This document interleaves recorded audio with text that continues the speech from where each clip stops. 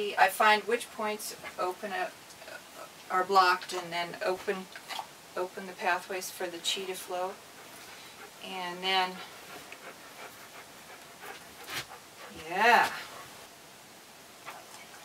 You ready for one more?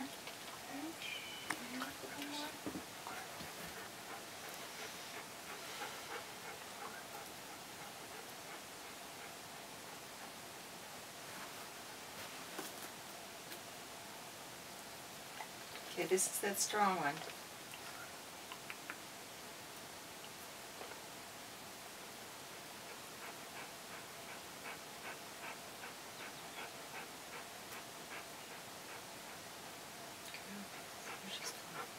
His body's responding nicely. Energy's all up and moving. That's good. How can you tell? Well, I check with my pendulum to see if the energy's moving or not. Okay.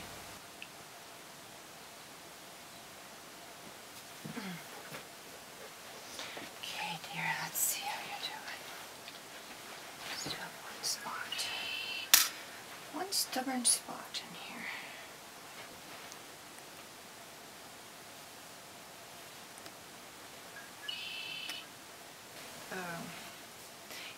He had a lot of tension in there. Okay.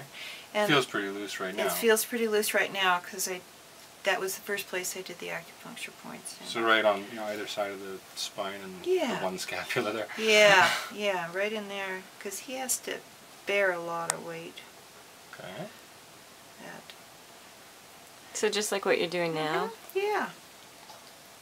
And you can go down the whole spine, and it will stimulate the acupuncture points to not only relax the muscles, but it'll help increase the circulation and the flow of chi as well. And down in here, this area, like from the end where the rib cage ends, and you come up to the spine. Okay. These points right in here in particular are good for, these are associated with the kidney chi. Okay. And the kidney chi rules the low back and the stifles. So it was going to come down the legs? The stifle is the It's his knee. Okay. So you can work these points, just do some acupressure in here. Okay.